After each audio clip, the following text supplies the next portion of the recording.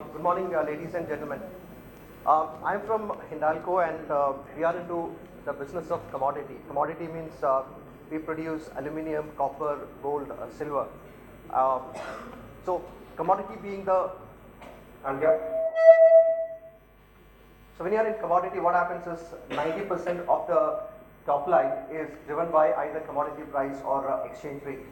And in some of the businesses, commodity and currency is the biggest value driver. For example, in our aluminium business, a 5% movement in commodity and currency in the same direction is around 1500 crores. 1500 crores is around 25% of the EBITDA of the business. So, what I'm going to present here today is how do we manage our risk. The time is short, so I'll put very key slides into it. Also, I would like to say that very recently, Indian Institute of Management has picked up our risk management as a case study. They're seeing how complex it is and how we manage it. So when you talk about risk management, always it starts with the objective of risk management. The risk management objective has to be linked to the business objective. What is the business objective? Very simple, generate profit or generate cash to meet the shareholders' expectation. If that is the business objective, a risk manager's job is to protect that cash flow. Now, over a period of time, what has happened is due to pressure from the management, we have added one more objective to that. I'm not very sure how many corporates has got this also as an objective. So when you talk about profit and protection, these are two different ballgames. You cannot generate profit and also protect the bottom line. If you want to generate profit, I would rather say that instead of doing risk management, you should get into a speculative business. So for me, generating profit is not an objective. What we do is something different, which we call is that protect and optimize cash flow. I know that I've brought in another word called optimization here. When I go through the presentation, I can explain you how do we optimize this cash flow. So one suggestion is that please don't mix speculation and risk management. Risk management should be for protection and the speculation is for profit. Now my business goal falls from there. The business goal is to optimize risk. So neither ignore risk nor eliminate risk, because if you ignore risk, you are leaving it to market to decide your fate. And if you eliminate risk, what happens? There could be some opportunities in the market where you will be able to take it. So that is how we look at risk management. So being said the objective and the goal, I would like to take you through how do we approach our risk management strategy. To start with, we put our strategy into approach into three buckets. The first one is the internal criteria. Look at your own business. So it could be your business model, it could be your pricing formula, or it could be how large is your exposure to drive your profit. The way I explained, in our aluminium business, 25% of the EBITDA is driven by the commodity and the currency. The second factor is the external factors. What are the external factors which drive your input price, your output price, what could drive it? So that is the second factor you should be looking at. And the third factor you should be looking at the risk criteria, which is your risk-taking capability. In simple words, nowadays we call it risk appetite. So what I will do is that I will go through an example of how a business model decides the risk management strategy. So I would like to take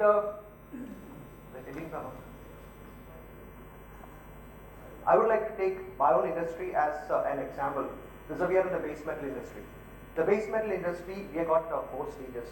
The first stage is mining, so we mine the ore. The second stage is called refining, so the mined ore is processed. The third stage is called smelting, which is converting the processed ore into the pure metal, whether it is aluminium or copper or whatever it is. And the last stage is converting the pure metal into usable form, which is an aluminium sheet or aluminium foil. So in our business, what happens is every company may not be in the entire value chain. There are different companies in different parts of the value chain depending on strength. For example, there are mining companies. Companies only mine because they own a bauxite mine or a copper mine, so they get into only mining part of it. There is a different type of model where people do only smelting. In aluminium, smelting power is one of the major input. Middle East has got a lot of gas and oil. So because of cheap gas, in Middle East you can see a lot of aluminium smelter, which is the second model. So I will go specifically into 2 of these models, which is the third model and the second model, to show how we approach risk management strategy with these business models. So this is our aluminium business, where left side is my cost item and right side is my selling price. If you look at it, there is no linkage between these two. There are various, except coal and furnace oil, there is no commodity on the left hand side. You've got employment, you've got maintenance, which is all driven by inflation. On the right hand side, almost 90% is driven by commodity, which is aluminium, which is driven by the London Metal Exchange price. So this is one business model where there is no relation between the right side and the left side. We got another business, which is our copper business. We don't own a copper mine.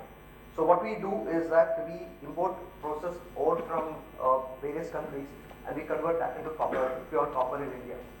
So if you see here what happens, we buy copper, so the copper ore forms almost 90% of the input cost. The processing part is only 10%. So 90% on the cost side is copper and almost 100% on the selling side is copper. And what happens, both are priced into London Metal Exchange linked pricing. So this is a different business model. There is a lot of correlation between the right side and the left side. So to compare these two, let me look at the case one. So case one, there is no relationship between input and output. There is no relationship in pricing the input and output because these are different materials. These prices can move in different directions. I can see the employment cost going up because of inflation, whereas the aluminium price coming down because there is a global crisis happening. So in this case, the risk arises due to the multi-directional movement of the input and the output. So we call it absolute price risk. On the other side, in case 2, there is a good correlation between the input and the output, both in terms of it is the same material, the pricing formula is the same. So what happens is both input and the output price moves in the same direction. So here what happens, the risk arises between the timing of pricing the input and the timing of pricing the output. For example, we buy copper today at $7,000. It will take 3 months for processing. By the time 3 months down the line, copper might have gone down from $7,000 to $5,000. My processing margin is $200. So if I don't manage my risk of this price movement between input and output pricing timing, I'll land up in a loss. So we term this as called timing mismatch pricing. So to summarize how a business model drive a hedging strategy, the first one is absolute price risk. So absolute price risk, so these are just 2 examples of model which I said. Like for example, in the case of copper, both the sides are London Metal Exchange linked pricing. There could happen that one leg is not linked to London Metal Exchange. It could be a fixed pricing which happens. Then it becomes a different volume. It's a different business model. So to summarize, typically there are 2 types of hedging strategy. One is a absolute risk, where you have a buy side exposure or you have got a sell side exposure. So there the intention or the objective is to achieve the best price. Now how to achieve the best price, that is something which we'll go through in the next couple of slides. What do you mean by the best price? On the timing mismatch side, what we try to do is that to protect the conversion margin. We are not trying to make any money out of commodity price because of commodity on both sides. I match this commodity price. What the business profit drives is only the conversion margin. So that being the first item, which is the internal factors, let me take you through the external factors which will drive the discussion. The decision. The most important thing is volatility. So how much volatile is your product? That is very important. So in a commodity market, what happens is we handle a lot of volatile items like aluminium, copper. That is the first part of it. Second thing is, being in a natural resource business, there are a lot of regulatory services which drives the decision. For example, in the case of coal, suddenly we saw coal cess coming. In the case of power, there is an electricity duty coming. So these are all things which are not unexpected. So we need to take care of these items also when you do a risk management. So that is the second part of it. The first one was look at your internal risk profile, identify what sort of a risk do you have and decide what sort of a strategy you make. Second, look at what are the external factors which drive your cost and selling price. That is another way of looking at the strategy. And the third one is the risk appetite. So risk appetite is the quantum and the type of the risk a business is ready to take. Now, if your risk appetite is good, it is good that you run the risk because there is always an upside. It's not always down, and there is always an upside also available. But if the risk appetite is poor, I would rather suggest to do a proper risk management. Now, when I sit with my management every year to build the strategy, the hedging strategy, the first question, even before he asks me, what is your price view, I ask him first, what is your risk appetite going to be next year? So, I'll take you through how do we discuss that, what are the items we consider when we look at the risk appetite of the company. So, this is my risk appetite matrix, we call it risk appetite matrix. So, these are few of the items. So, not only one item, the entire item together drives the decision making. First one is the cost of production. So, when I say cost of production, being a commodity company, we need to look at the global cost curve. If the cost is low, then my appetite is good, because if the prices go down, I will be the last man standing. Second one is, where is the current metal price trading? Like for example, when I'm taking a decision, if aluminum is trading at $2,500, my decision will be one. But if it's trading at $1,500, my decision will be different. Because from $2,500, I can wait for some time for the prices to fall, waiting for an upside. Now, the first two items together, we always say that there is a beta margin. So higher the margin, higher the risk appetite. But that doesn't end there. A good EBITDA margin doesn't mean that your cash flow need to be good, because if you've got a huge capex, or if you've got a big loan repayment or an interest payment, then the cash flow could be negative. So that is another factor we look at. What is the net cash flow? So first one is a margin, second one is a cash flow, third one is the leverage. So Hindalco today, 2 years back, had 30,000 crores of loan in our books. We got a lot of loan repayment coming up. So it's not just at that point of time what can happen in the next 2 years from a cash flow perspective. That's the third thing which we look at. Now, all these things could be negative, but if I got a good hedge ratio already available, so normally what we do is that we plan our hedging cycle 3 years before. So today I'm already hedged up to, partly hedged up to maybe March 2020. That's how we look at it. So if you already build a good hedge ratio, then that also will give a good risk appetite. And the last one is company's policy on cash flow. Some companies keep the exposure open because they are ready to take a volatile cash flow. Some companies would not like to have volatile cash flow. They want a very stable cash flow. So these are some of the things which we look at when we look at the risk appetite. Now, how do we take a decision using this risk appetite? So in this market, there are two ways of decision making. All of you take a decision either one of these ways. The first one is you decide your hedge level based on a price view. So that is what Maulik helped you in deciding. There are different types of, there are another type of company which doesn't take any price view at all. So that there is written down rules for the company which says that as soon as exposure arises, go and hedge 50%. Or it will say that the next 6 month exposure hedge 50%, beyond that hedge 25%. Also, there are companies which use models to take decision, like the value at risk model. So we do something different. We do benchmark-based decision. We do benchmark-based decision making. So what we do is that we use a mixture of benchmark and price view for taking at what level we need to hedge. So when you talk about benchmark, we explained some of the benchmarks here. So what happened? Our hedge level is a back-calculated number. So when you sit for a discussion with the CEO, first is look at the risk appetite. My second question is that, okay, fine, what do you want to achieve next year? Market view is not important there. What do you want to achieve next year? So he'll pick up one of these things and say that, oh, I want to generate 100 million cash next year. Or he will say that, okay, your debt EBITDA is high. I want to bring down the debt EBITDA to a certain level. So we back calculate. I'll give you an example of that, how we do it. That is the first part of benchmark. What is the purpose of having this benchmark? Actually, this benchmark helps a lot in hedging. It helps us avoid chasing the market. You might have heard the concept of greed and fear. As risk managers, what you do is that as a seller in the market, when the rupee depreciates, you believe it truly depreciate. Wait. It hits the peak. It will turn back. You'll think that it will come back next day. It will go down further. Again, you'll think it will come back. And finally, when you hit the bottom, you go and hedge. So chances of hedging at the peak is very limited. So in 2009, when the commodity prices crashed, I asked the brokers what happened in the market.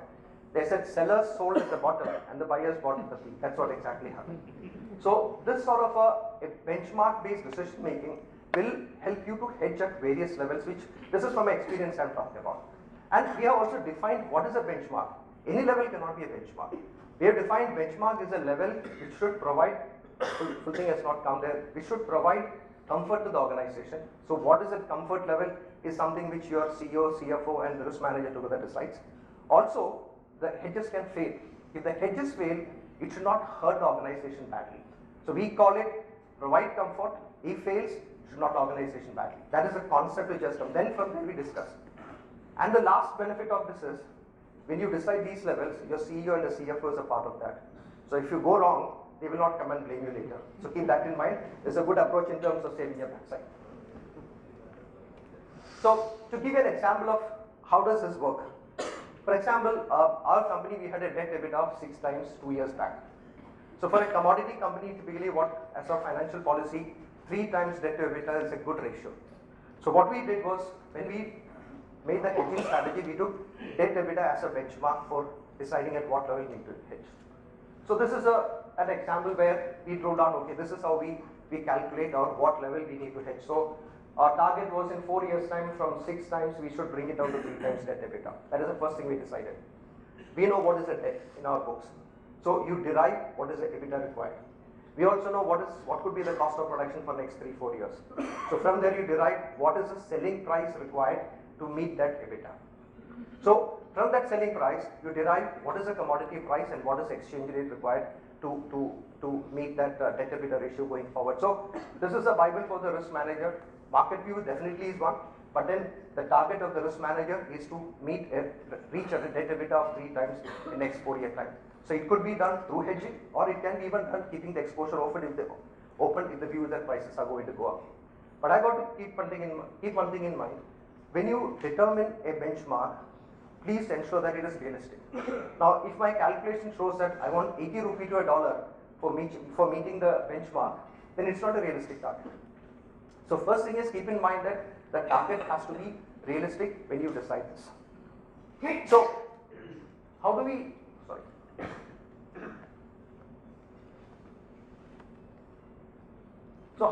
finally take decision based on this?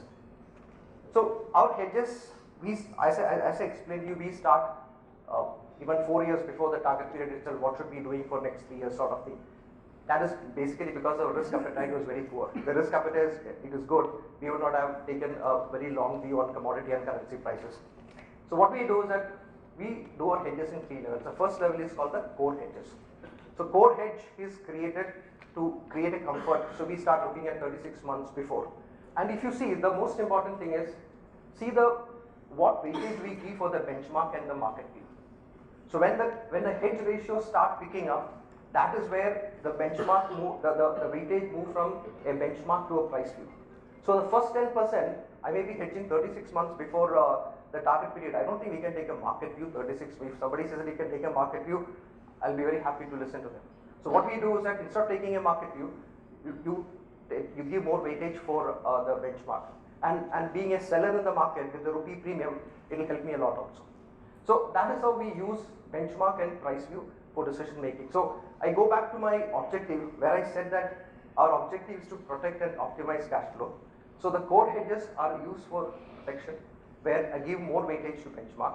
Whereas when I move from core hedges to tactical hedges and view-based hedges, it's more of optimizing, where I'm trying to take advantage of the market movement, which are on short-term hedges. So that is in a nutshell our strategy. So my final slide is, whenever you develop a strategy, that strategy should be tailor-made to your risk profile. So here are some of the examples I given. For example, we talked about risk appetite, how risk appetite decides your hedging strategy. Correlation between input and output pricing, how does that decide? Volatile elements, how important is that volatile? For example, 25% of the aluminum business is driven by volatile elements. So the risk appetite is very poor, I should do a strategy. In your case, what happens is, it could be that a currency fluctuation may form only 5% of your total EBITDA movement, so it may not be good. Like one of the business in our Aditya Birla group came and told me that, hey, I want to do a strategy like you for risk management. So I asked him, what is your exposure? On a 400 crore EBITDA, he has got an exposure of $20 million. I said, go and sit at home. Why you want to get into all this risk management? Create trouble. Risk management is always not positive. It could be negative also. So look at what is the percentage of volatility towards the EBITDA. Single or multiple items. In our case, there is commodity and currency. Typically, we have seen many times commodity and currency moving in the opposite direction. So we need to keep a track of that. One of the year it happened that I hedged commodity it went up, I kept the currency open, it came down, so I got hit from both sides. So we have to be very careful depending on what sort of items you have. Future projection. See, in my case, I am in the commodity business. I know what is going to be my production for next 10 years. I can project what is my exposure. Many of the companies will not be able to do that because your export may happen in small spurts here and there. Or if you are in a contracting company, contracts come once in a while. Volatile elements versus inflation driven. So typically in our case, the selling side is volatile, so it can happen that I hedge my commodity price exposure and my cost can go up because of inflation. So I need to keep tab of what is happening on the cost side. Pattern of exposure. So in our case, what happened, the pattern of exposure is even across the period, whereas in some of the companies, it may not be that way. So that is also important. And lastly, hedgeable versus unhedgeable items. So keep a track of that. One of the items which has not come there is a regulation. So in India, we are regulated by RBI in terms of what is the quantum we can hedge. But my competitor sitting in US doesn't have any such regulation. So he'll have a different hedging strategy compared to my hedging strategy. Okay, David. So this is my last detailed slide. The next slide just says that manage your exposure wisely instead of manage your risk instead of managing prices. So that's what I need to say in the last thing. So that's all from my side.